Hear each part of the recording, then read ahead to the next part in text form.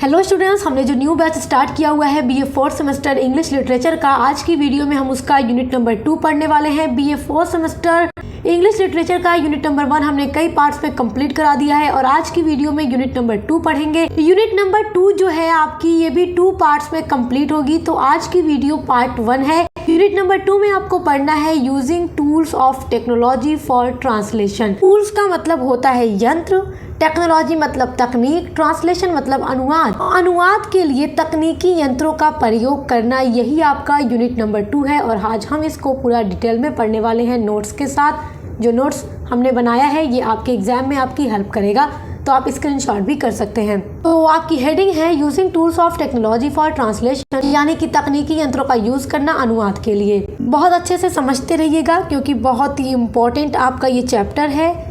Translation tools is a software providing a system in which the system can predict the translation words from one language to another language। देखिए, tools की हिंदी मैंने आपको बताई यंत्र होता है और सॉफ्टवेयर की हिंदी हम नहीं करेंगे क्योंकि सॉफ्टवेयर जो है ये विदेश में बना हुआ है और जो चीज़ें विदेश में बनी हुई होती हैं तो उसकी जो हिंदी होती है बहुत टफ होती है, उसको याद रखना बहुत मुश्किल होता है और ज़्यादातर तो अवेलेबल भी नहीं होती हिंदी, बट जो होती है वो काफ़ी टफ होती है। तो इसलिए सॉफ्टवेयर को सॉफ्टवेयर ही लिखिएगा हिंदी में भी। तो translation tool is a software. Translation tools एक सॉफ्टवेयर है। प्रोवाइडिंग ए सिस्टम, यह हमको एक सिस्टम उपलब्ध कराता है। इन विच जिसमें कि the system can predict the translation words, जो सिस्टम है वो हमें बताता है ट्रांसलेशन वर्ड्स को फ्रॉम वन लैंग्वेज, एक भाषा से, टू अनदर लैंग्वेज, अन्य भाषा में।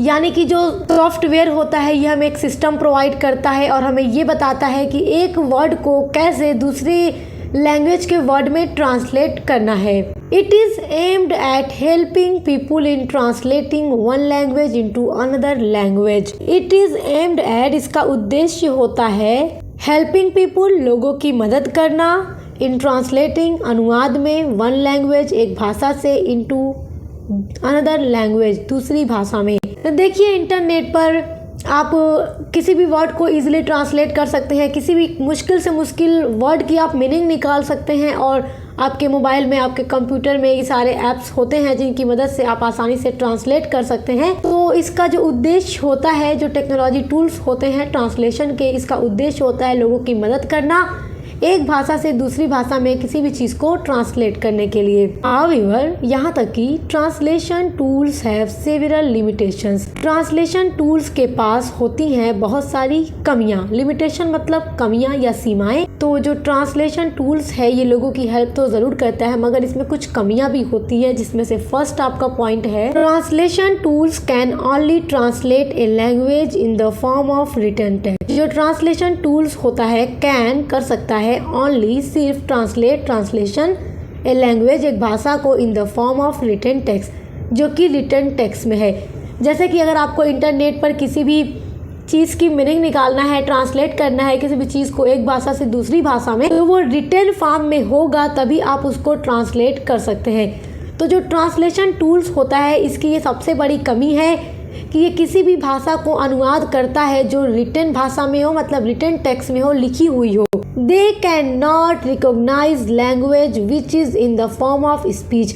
दे कैन नॉट रिकॉग्नाइज, ये नहीं पहचान सकता लैंग्वेज, उस भाषा को, विच इज़, जो कि है, इन द फॉर्म ऑफ स्पीच, बोल चाल की भाषा में। बोली गई जो भाषा होती है उसका वो ट्रांसलेट नहीं कर सकता, उसको वो नहीं पहचान पाता। तो ट्रांसलेशन टूल्स की ये एक बहुत बड़ी कमी है, लिमिटेशन है। आप देखिए जो दूसरा लिमिटेशन है ट्रांसलेशन टूल्स का, the other limitation is that translation tools somehow can not translate language in natural flow. जो दूसरा लिमिटेशन है वो ये है ट्रांसलेशन टूल का, समहाउ कैन नॉट ट्रांसलेट, जो कि ट्रांसलेट नहीं कर सकता किसी भी भाषा को उसके नेचुरल फ्लो में। नेचुरल फ्लो का मतलब जो स्वाभाविक भाव होता है।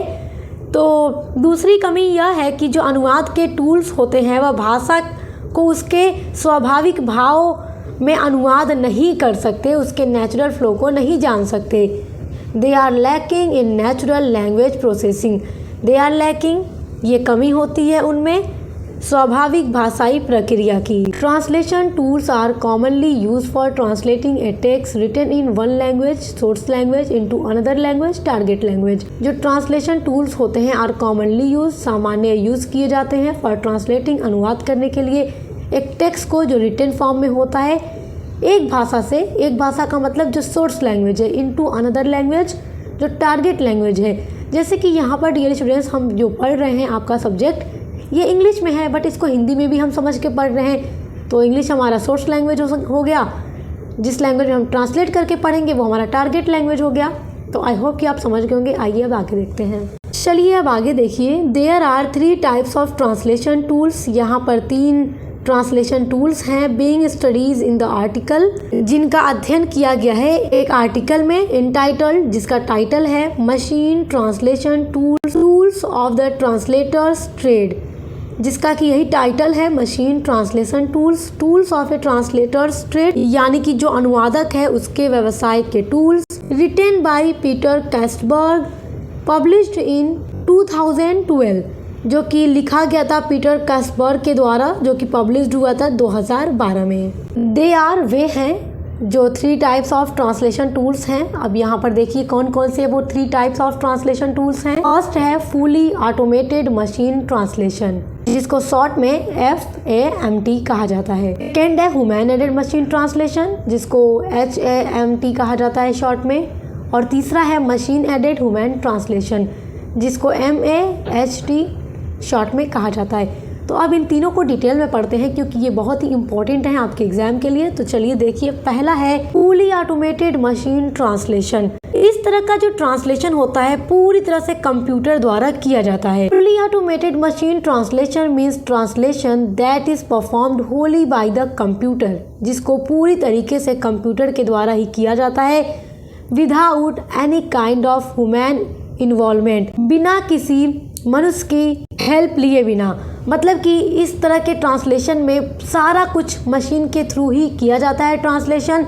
इसमें ह्यूमन बीइंग यानी मनुष्य की कोई भी आवश्यकता नहीं होती। And that is of high quality, और ये होता है उच्च कोटि का, हाई क्वालिटी का, which is a goal that was then seen to be a utopia and remains so even today if no controls or restraint are apply to the language in the text. इसमें कहने का मतलब ये है कि जो इस तरीके का ट्रांसलेशन होता है वो खुद मशीन करती है, और ये ट्रांसलेशन उच्च कोटि यानी हाई क्वालिटी का भी होता है। और देखिए यूटोपिया, उस टाइम भी यूटोपिया था और आज भी है, ये कुछ इमेजिनेशन की बात है। जैसे देखिए कोई भी लैंग्वेज होती है तो उसमें बहुत सारी फीलिंग्स भी होती हैं जो कंप्यूटर उस फीलिंग्स को नहीं समझ सकता और ट्रांसलेट नहीं कर सकता। तो इसमें नीड होती है कुछ कंट्रोल की, और वो कंट्रोल इंसानों का होना चाहिए। तो यहाँ पर इंसानों का थोड़ा कंट्रोल होना चाहिए ताकि लैंग्वेज की फीलिंग्स को समझा जा सके। तो ये होता है फुली ऑटोमेटेड मशीन ट्रांसलेशन। आप देखिए दूसरा है human aided machine translation HAMT। ये होता है ऐसा ट्रांसलेशन इंसान की मदद के द्वारा मशीन से किया गया translation. Human aided machine translation यानी कि इंसान की मदद के द्वारा मशीन के द्वारा किया गया ट्रांसलेशन। यहाँ पे ट्रांसलेशन कौन करता है? मशीन करती है, लेकिन इंसानों की यहाँ पर थोड़ी मदद होती है। तो human aided machine translation refers to system in which translation is essentially carried out by the program itself. इसमें इंसान की जरूरत होती है अनुवाद करने में, क्योंकि जैसा कि मैंने आपको बताया कि इसमें इंसानों की जरूरत होती है ट्रांसलेशन करने के लिए, क्योंकि कुछ स्पेसिफिक चीजें होती हैं और कुछ लैंग्वेज प्रॉब्लम्स भी होती हैं, but requires aid from humans to resolve specific language problems arising from the source text और to correct the resulting target text. क्योंकि यहाँ पर कुछ स्पेसिफिक चीज़ें भी होती हैं और कुछ लैंग्वेज प्रॉब्लम्स भी होती हैं, मतलब कि भाषा की समस्या होती है सोर्स टेक्स्ट में भी और टारगेट टेक्स्ट में भी।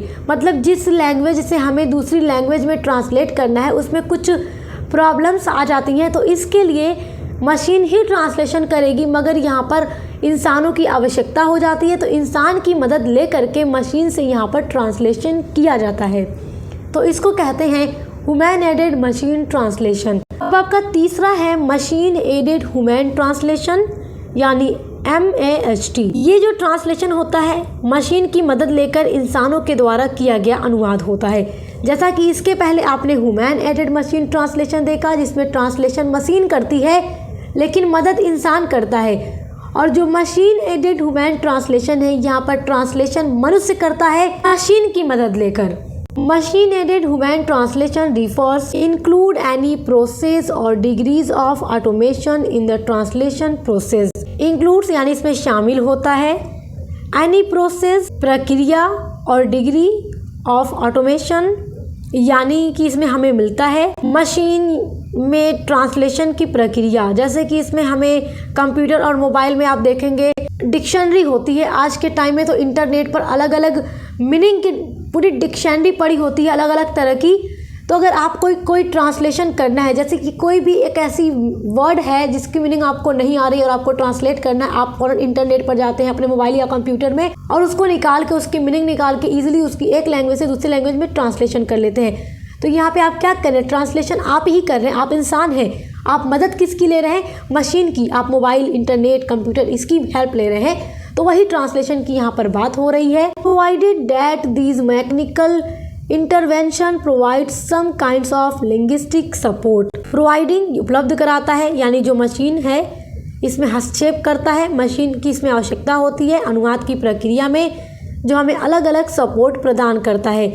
जैसे इसको मैं और आसान तरीके से अगर आपको समझाऊं तो देखिए, अगर पहले किसी भी इंसान को ट्रांसलेशन करना रहता था तो उसके सामने कोई भी वर्ड होता था तो उसकी मीनिंग उसे ढूंढने के लिए डिक्शनरी का सहारा लेना पड़ता था। डिक्शनरी में हर वर्ड्स की मीनिंग मिल जाती थी, बट आज के टाइम में मशीन यानी इंटरनेट पर हर एक शब्द की मीनिंग अवेलेबल है और मनुष्य क्या करता है, उसी मशीन की हेल्प लेकर के ट्रांसलेशन करता है। तो वो होता है मशीन एडेड ह्यूमन ट्रांसलेशन। तो आई होप कि आज की वीडियो के टॉपिक आप बहुत अच्छे से समझ गए होंगे और आपके एग्जाम के पॉइंट ऑफ व्यू से बहुत इंपॉर्टेंट भी है। तो वैसे ही आपको हमारे चैनल पे अपने हर एक सब्जेक्ट की क्लासेस एक सीक्वेंस में पढ़ने के लिए मिलती रहेंगी। तो चैनल को सब्सक्राइब करके बेल आइकन को प्रेस कर लीजिए ताकि आने वाली वीडियोस के नोटिफिकेशन आपको मिलते रहे। तो अब मिलते हैं नेक्स्ट वीडियो के साथ।